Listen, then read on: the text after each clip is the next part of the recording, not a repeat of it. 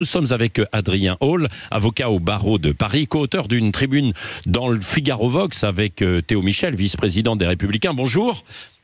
Bonjour. Vous dites que Frontex est devenue une agence d'accueil pour clandestins.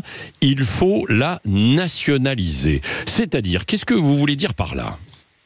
Alors, ça veut dire une chose, c'est parce que quand on constate la situation actuelle sur Frontex, on voit une chose très claire, c'est que Frontex est dans une situation de fiasco migratoire. Quand vous regardez un peu les chiffres de passage, vous avez 380 000 passages clandestins annuels par rapport à 2022. Vous regardez la route, par exemple, d'Afrique de l'Ouest, c'est-à-dire celle qui va vers les Canaries, vous avez 160% d'augmentation par rapport à l'année dernière de passage, ce qui déstabilise complètement les Canaries. Pareil dans la route de Méditerranée centrale, plus 50%. Pareil au niveau de la Grèce, plus 50%.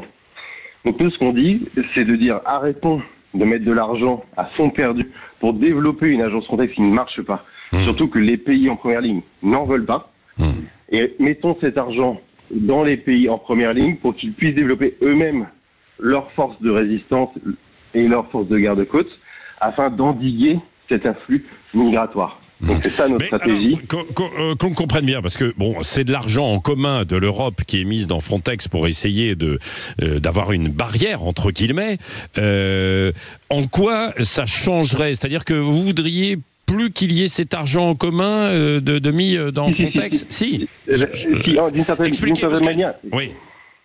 En fait, faut comprendre un peu comment fonctionne Frontex.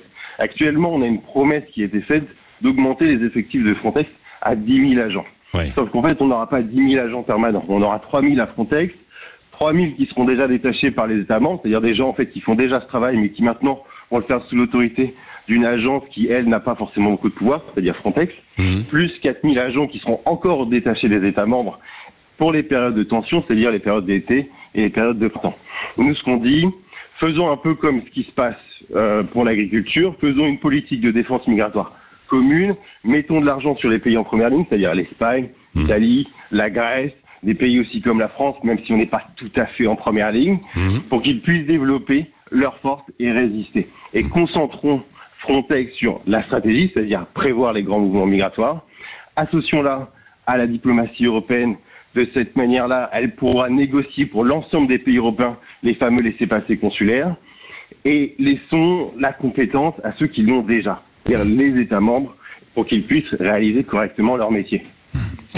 D'accord. Bon, donc c'est une autre stratégie donc pour essayer de limiter. Mais ce que dit donc le patron de Frontex, la migration est un phénomène mondial. Nous devons gérer la migration parce que nous ne pouvons pas faire face à une migration non gérée, dit-il, vers l'Europe. Évidemment, ça suscite beaucoup de commentaires, de réactions. Ça suscite beaucoup de commentaires. Pourquoi? Parce que ce patron actuellement a dit une chose très inquiétante et il faut que les gens l'entendent. Il a dit Frontex doit se concentrer sur le contrôle du respect des droits fondamentaux des migrants. C'est-à-dire que Frontex est en train de devenir effectivement cette agence d'accueil, cette super ONG, et elle n'est pas du tout en train d'exécuter sa mission de contrôle des frontières. Et c'est ce qui avait causé d'ailleurs le départ de l'ancien directeur français, Fabrice Leggeri, qui lui s'en plaignait. Et lui, il voulait faire une vraie agence de contrôle et il n'a pas pu le faire parce qu'il y a cette volonté interne à la Commission européenne de s'occuper plus des droits fondamentaux que du contrôle des frontières. Merci beaucoup Adrien Hall, avocat au barreau de Paris, co-auteur de cette tribune.